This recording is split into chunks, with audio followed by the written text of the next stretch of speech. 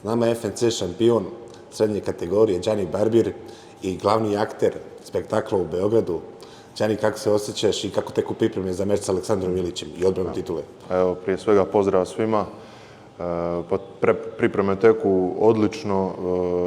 Uživam, evo, koliko god da je teško, što ste mogli sami vidjeti, koliko god da je teško, trudim se uživati u svakom trenutku. Borba je sve bliže, završavamo, u završnom smo fazi priprema, tako da, evo, čekamo datum.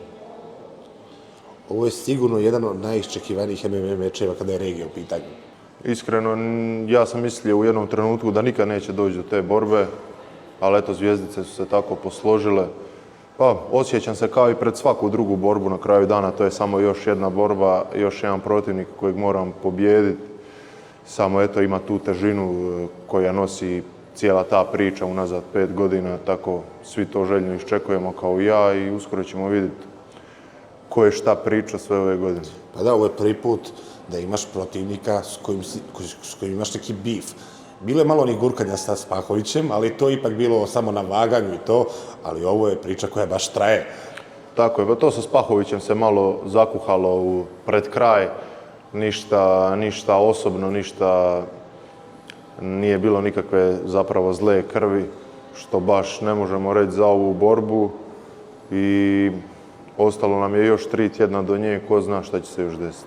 Ajde da se vratimo 5 godina nazad i da vidimo kako je to rivalstvo započelo.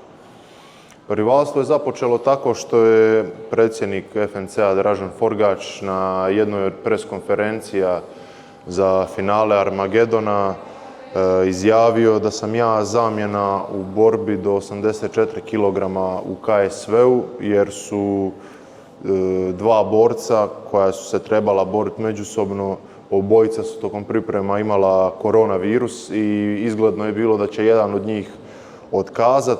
U tom periodu ja sam trebao raditi finale protiv Andija Vrtečića, Andi se ozlijedio i KSV matchmakeri su to znali i javili su Forgiju da pripazim na kilažu, da budem spreman, da su velike šanse da uletim ko zamjena. Na sam dan održavanja finala Armagedona, dok sam bio u slačionici sa svojim kolegama, odjedanput su me razne poljske stranice počele označavati da se borim protiv Ilića. Svi oko mene su mi krenuli govoriti da se borim protiv Ilića. Pozvan sam bio u live emisiju u istoj toj dvorani gdje se održavalo pre-fight show, gdje sam sjeo i jednostavno komentatori i svi ljudi koji su bili tu su isto tako pričali o toj borbi u KSV-u protiv Ilića. Sad, šta je tu bilo, kako je tu bilo, ko je tu pogriješio, ja ne znam. Ja sam samo govorio šta mi je bilo rečeno i pratio priču i to je to.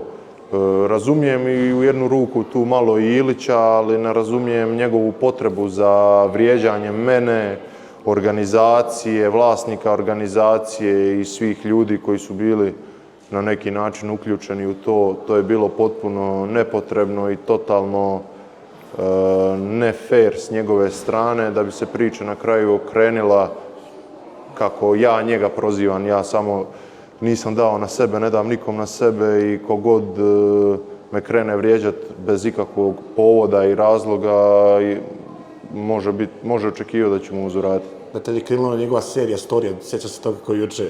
Pa da, njegove poznate šizofrene epizode u kasne sate po Instagramu. Vi si tada 5 godina mlađi nego sada. Kako si tad razmišljao o svemu tome?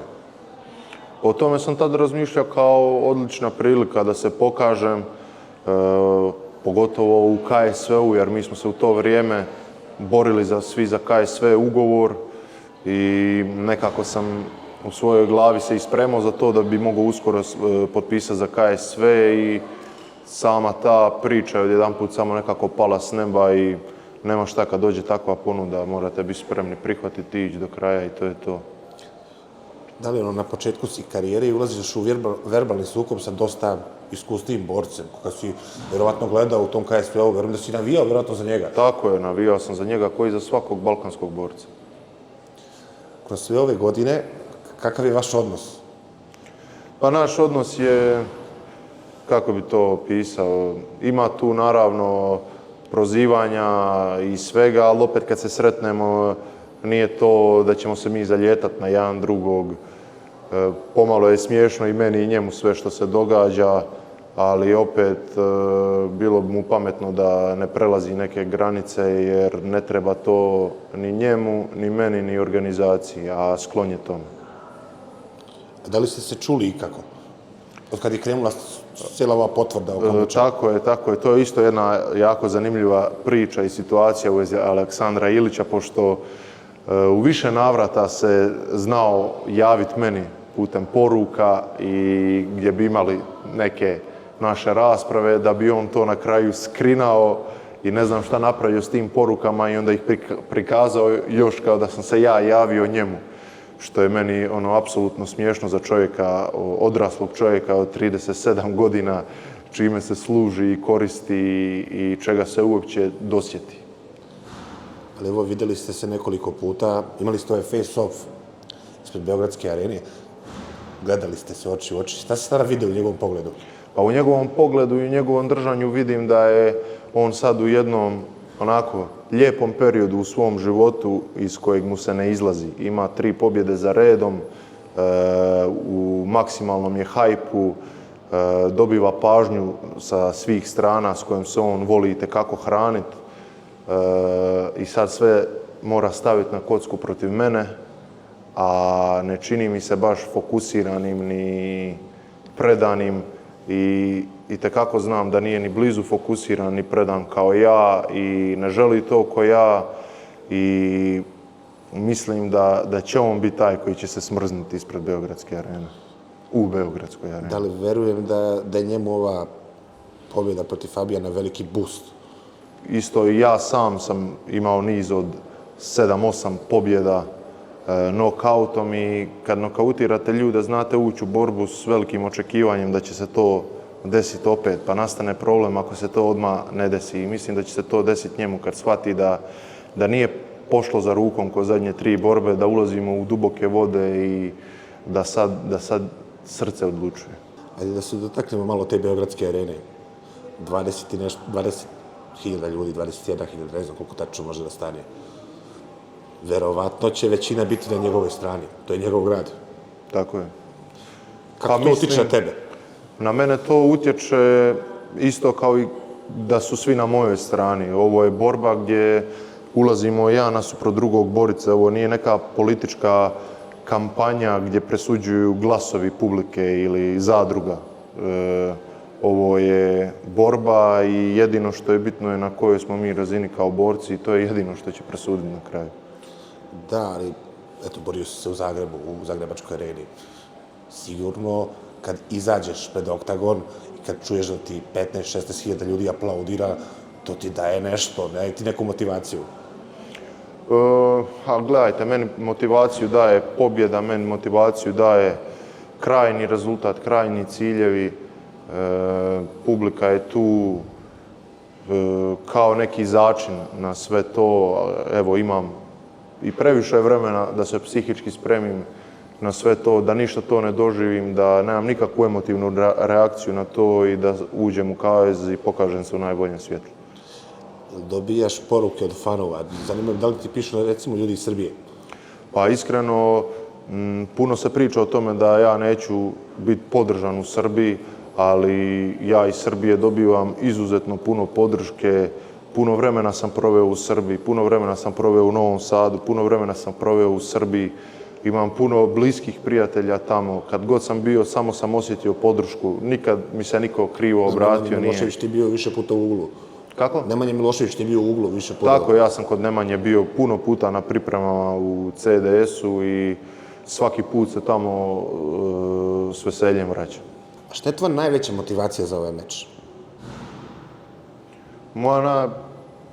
Pa iskreno, motivacija, ne znam. Šta želiš da vidiš posle tog meča? Eto, možda bolje tako. Šta bi voleo da vidiš? Pa, volio bi ga pobijediti i otići sa svojom obitelji, sa svojim društvom, sjest, pojest nešto i lagano to proslaviti. I to je to, sutra dan što prije se vratiti u dvoranu i krenuti se spremati za sljedeću borbu. Ovaj meč ulaziš iz poraza. Imao si meč na Dana White Contender Seriesu, za neupućene, to je, može se reći, prijemni ispit za UFC. Nažalost, nisi uspeo da pobjediš u tom meču i evo sada par mjeseci kasnije se vraćaš ponovo u oktagon. Koliko je taj poraz uticao na tebe pozitivno, a koliko te je možda demotivisao u nekom momentu? Pa poraz je na mene utjecao odlično. Mislim, ovo je moj poraz, prvi profesionalni poraz. Ja sam se borio amaterski, ja sam gubio u amaterskim borbama. Isto tako se zna itekako podcjenjivati moja amaterska boksačka karijera, gdje sam isto imao poraza i nakon poraza sam se vraćao i pobjeđivao. Izgubio sam bio prekidom od Alena Babića 2019. na prvenstvu Zagreba. 3 mjeseca poslije sam boksao državno prvenstvo i sa samo 10 mečeva sam pobjedio. Sa samo 10 mečeva sam došao do finala i svi moji protivnici do finala i protivnik u finalu su skupa imali preko 1200 mečeva. Ja sam imao 10 mečeva i svima sam dao ozbiljne probleme. Tako da ja znam da sam napravljen za borbu, znam da imam ono nešto za borbu i svo to neko, ajmo reći što ljudi kažu, neiskustvo, ja nadoknadim sa svojim darom koji sam dobio. Ti si trenirao MMA, ali pomenuo si boks. Šta je presudilo da ipak izabereš MMA? Ja sam u boks otišao iz razloga što je tad MMA jako bio slabo razvijen kod nas. Uopće nije bilo amaterskih turnira.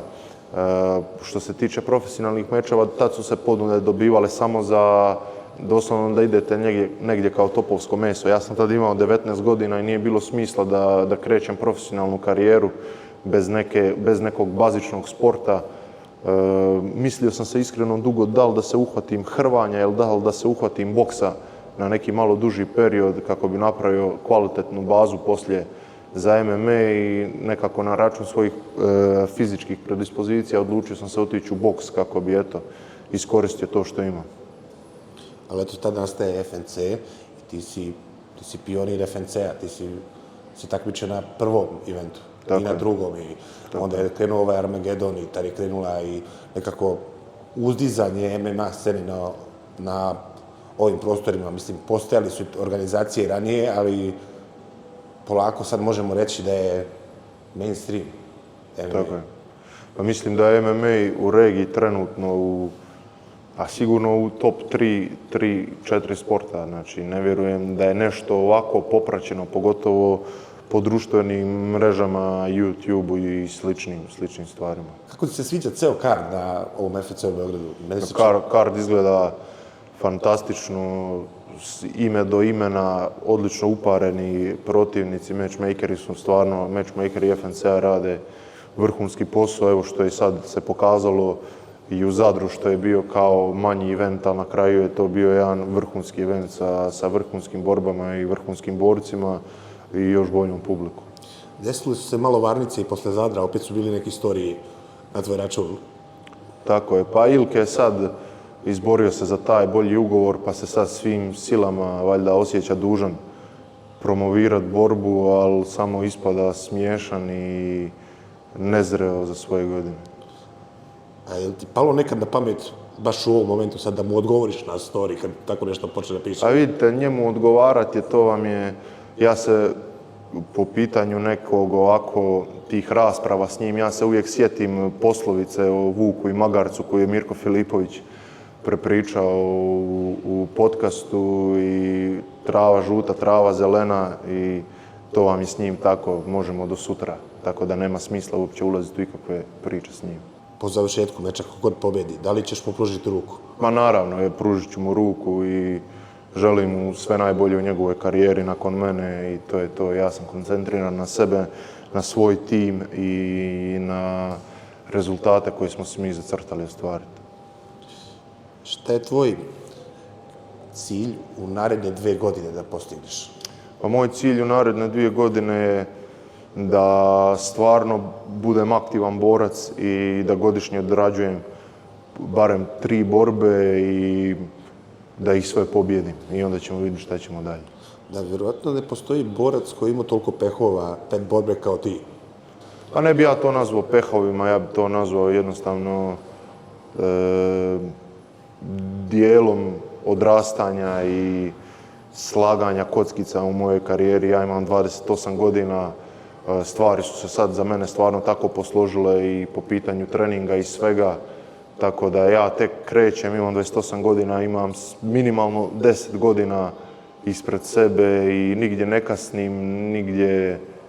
kasnim, nigdje ne žurim, i imam vremena sve za stići, pogotovo s ljudima s kojima sam okružen. Ali da li je umelo to da bude frustrirajuće u tim nekim Pa momentima? naravno, bilo je trenutaka kad je bilo frustrirajuće, ali opet stvarno vjerujem da se ništa ne događa slučajno, sve ima svoje zašto i uvijek se trudim gledati širu sliku. Za kraj imam još par pitanja povodom meča sa Ilićem. Prvo, rekao si već da ste imali, pričali smo o ovom face-offu ispred arene, ali glavno tek dolazi, a to je preskonferencija, pa ceremonijalno vaganje. Što očekuješ da će se desiti tu? Pa očekujem Ilićeve udarce ispod pojasa, očekujem da će isto tako doći vjerovatno našminkan u Džokera na neku od tih stvari, pošto se voli šminkati. Tako da sigurno da će biti zanimljivo, ali isto mu bilo pametno da bira šta će reći, jer ja sam onako kratak fitilj imam, pa ne bi volio da se baš zatrčim tamo na njega ispred svih i da bude neki problem. Pa to ne bi bilo dobro zbog meča. Ne bi bilo dobro zbog nikog. Sjećam se da si pre par mjeseci objavio na Instagramu fotografiju iz dvorane, ne znam da li ove ili neke druge, i napisao si Gotham City. Da. Pa, Joker. Znači ti si Batman. Pa nisam, ja sam Gianni Barbir, ali imamo tu jednog zlikovca kojeg moramo ukloniti i to ćemo napraviti. Da li bi volio da taj meč traje ili bi volio da se brzo završi? Meni je jedina satisfakcija zapravo pobjeda i da odradim borbu kako su moji treneri to zamislili i da jednostavno ono što je bilo u dvorani da bude preneseno na najbolji mogući način u samu borbu. Koja je tvoja poruka za beogradsku publiku za 30. maj? Pa moja poruka za beogradsku publiku je da im ne zamjeram ništa što navijaju za svoje, samo tako nek nastave, nek uživaju u svim dobrim borbama. Ja im obećajem jedan jako lijep performans od moje strane. A poruka za Aleksandra Ilića? Poruka za Aleksandra Ilića je da se koncentrira na borbu, a ne na gluposti i da dođe što spremni. Gianni, hvala ti mnogo na razgovoru. Hvala vam.